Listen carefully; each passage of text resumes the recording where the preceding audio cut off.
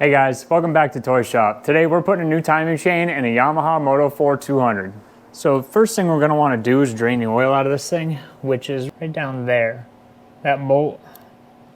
We're going to pop that out, watch it, it's kind of spring loaded and has like a little, I don't know, cup on it. Make sure you're just kind of pushing in on the ratchet as you take it out because it will kind of pop and make a mess. Might as well take the oil filter out too, which is on the other side because we're going to end up doing just a full oil change on this. All right, so I'm gonna try not to take the tank off. I'm gonna try to just pop this off. I did push the fuel line up on top of this cover here because I'm gonna start by popping this off. Now that that's off, what I wanna do is I wanna get this thing on top dead center before we pull the recoil and everything off. Or actually, maybe the recoil will come off first, but I at least wanna get this plug off. All right, so that's popped off. Now we can kind of see the timing mark on this. I'm gonna use that first to try to get that up at the top here. If you look up in here on yours, there's gonna be a casting mark on the head. Probably wouldn't be a bad idea to get the plug out of it too, but all right, so that looks like I'm at top dead center according to this. So now I'm gonna check the plug because I could be 180 degrees out of top dead center. So we gotta make sure we're not 180 out. All right, I don't see my timing mark, so I'm gonna assume I need to go one more full revolution. All right, perfect. So I got my timing mark lined up now. So I know my head's at top dead center, so that should help me as we do this job. Now basically what we need to do, we need to get to the bottom of this chain, which is way down in there. So that means this recoil is gonna have to come off, and then probably this case cover here is gonna have to come off. The timing chain tensioner is gonna have to get pulled out, and then the cam sprocket's gonna have to get pulled off too. Let's start with probably the shifter, actually. That's probably gonna be in our way. We're gonna have to pull this cover off now. So it looks like we got a big bolt here, and then looks like another Phillips head here. Looks like there's a bolt here, here, here, inside that hole. All right, so there's lots of tricky bolts in here. And they're all Phillips heads. So we might end up getting out the impact screwdriver. But let's get this off first. All right, so it did just move the motor a little bit. I'm gonna put it back on top dead center. Well, I was not expecting this to be this hard. Oh, okay. Wow. Holy shit. All right, that was definitely snug. And I just kind of want to point it out. It looks like there's an O-ring in here that's inside a groove. Don't forget to look at that if you're doing this to your quad. Now we're gonna get the impact screwdriver because I don't even want to dick around with stripping out an Allen head. If you've never used one of these, I highly recommend it. Basically, you just hit it with a hammer right here and it'll twist. So that's how you break stuff loose. And because you got to hit it in with a hammer, it's a lot less likely to strip. All right, I think that's all of them broke free, except this one. If you don't have one of those tools, I might put a link if I can find one equivalent on Amazon, because they're super nice to have. We're just gonna take this off just because it's only 2 more bolts. All right, I'm gonna go through and pull all those bolts out now with a magnet, just so I don't, if that case kind of pops off, I don't end up losing any of the bolts. Now this is probably gonna leak oil, so I'm gonna try to scooch my oil pan. I still have the motor draining of oil. I didn't put any of the plugs back in. So the stator's in this side of the cover. It looks like there's only 3 plugs. There's 2 single wire plugs and then 1 bigger plug. I'm just gonna unplug all this so I can get the side cover on the bench because I'm gonna have to clean it up before we go to put everything back together anyways. Now, I can't see anything in there. So what we're gonna do is we're just gonna start pulling stuff off and setting it on the bench in an organized fashion so that we remember how all this went. All right, so we got that off, but that was kind of a pain in the butt. Let me show you. I've got this Harbor Freight flywheel puller kit, this thing, and I ended up using these 2 bolts here, but I needed a 3rd one, so I had to go visit the old man and get 1 more bolt. And then it was a little bit shorter than these 2, so I had to kind of shim these 2. But if you're gonna end up using a flywheel puller, a 3-bolt flywheel puller to get in there, it threads into the back there on the flywheel. And then you just run the bolt in and it pops off. So we got that off of there. Now, I'm gonna get another clean rag so when we pull all this off, we can keep it good and organized and clean. I guess we're gonna start with this here. All right, whenever you pull something off, make sure there's not a shim that's stuck to the case. All right, so this big gear won't come off unless I get this keyway off. Might have to do a little tappy tap on that. All right, that key was pretty tight. All right, so I'm gonna pull this big gear off. All right, there is a washer in there, but I'm gonna try to leave it. I'm gonna be aware of it, but I'm gonna leave it. So that is the sprocket that we need. Now what I'm gonna do is take the timing chain tensioner loose, which is gonna be here. There's gonna be a plastic cap on it, and then a big nut. All right, so I got the plastic cap off. All right, so before we pull that out, we're gonna zip this off quick.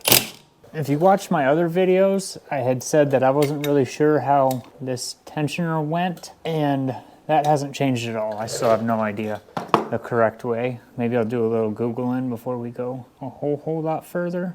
But you're gonna loosen this jam nut here, and then we're just gonna unthread this centerpiece, and we're gonna pop this all the way out. So when you pop it out, there's gonna be 2 springs. There's gonna be a yellow spring in here, and that goes inside of there.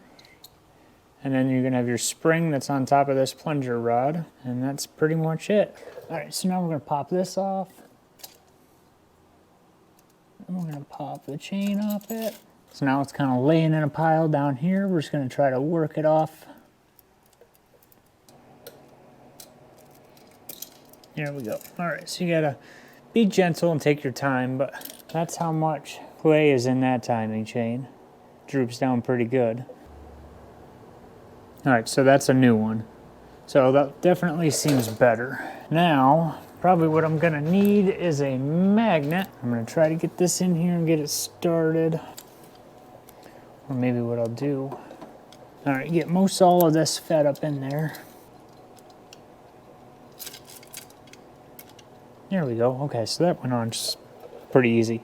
All right, so kind of get it started, get it fished up through first, and then we'll kind of walk right around that fairly easy. All right, so right here is our mark for our timing.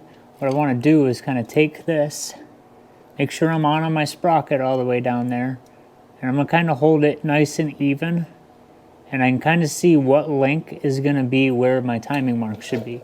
So it looks like probably right here is where my mark should be. So what I'm going to do is try to not lose that and try to stick that in there. And if nothing else, it'll get me close. At least then I'll know if I need to only move it a tooth or so. All right, so what I want to do also is I want to simulate the chain tensioner. So I'm going to take something like a screwdriver and stick in the timing chain tensioner slot and push on it. It should simulate what it looks like with a timing chain in there. So like if I let off on the screwdriver, it'll twist.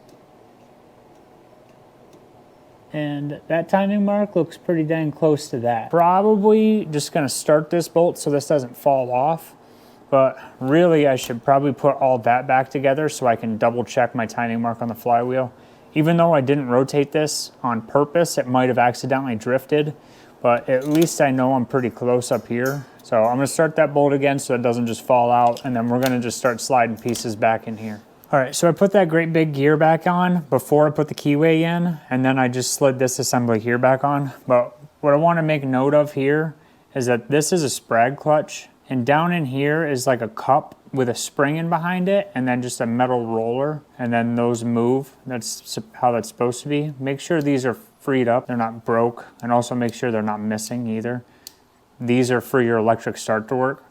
So this is what actually helps the electric start motor grab the motor to turn it over.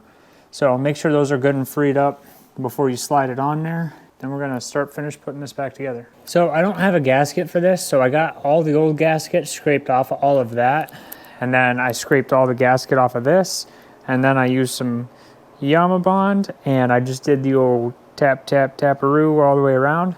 I don't like to put a whole super thick layer on. I just like to get it a nice, even, thin coat all the way around. Let's get some bolts in it now, I guess. If your bolts are nasty like mine, probably try to clean them up before you do all that Yamaha Bond. I didn't think about it, but now I'm trying to wipe them off quick before that Yamaha Bond starts to set up, and that's probably not ideal. That's on there. Now we're gonna slide that that collar over the center, and that's gonna push our flywheel back and keep that seated, and we're gonna put that bolt in. All right, so I took and smeared some grease around this so that that seal isn't dry, and then I put a little bit on this O-ring in here. So I'm gonna kind of get that in there, make sure teeth are lined up. I did notice it kind of seemed like the flywheel pushed back or pulled out when I went to put this cover on. Not sure if maybe I'm gonna have to do a little persuading on this or what, but I'm gonna get a dead blow. I definitely don't want to just put the bolt in it and give it the ugga-duggas, because I don't really know why this is catching. Probably what I should have done is tried to dry fit this on there before I put this cover on. But I know there's a bearing in there on the back side of it, but you wouldn't think it would be that tight. All right, so this definitely isn't like killer hard because I'm holding it with one hand. And this thing's kind of sharp, so.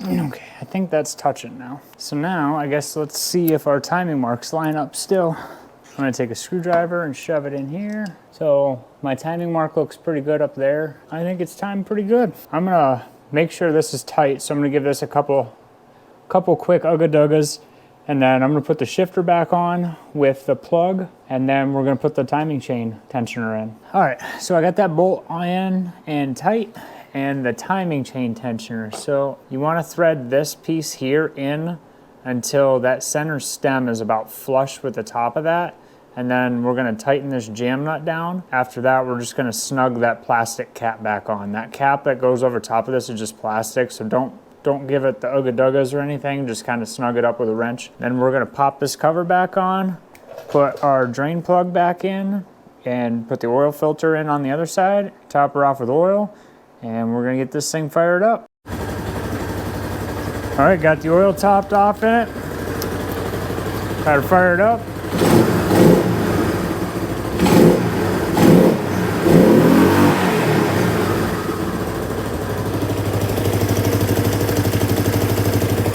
There's almost no engine noise coming from this thing.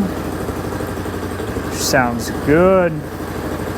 All right, guys, hopefully this helped. Until next time, peace.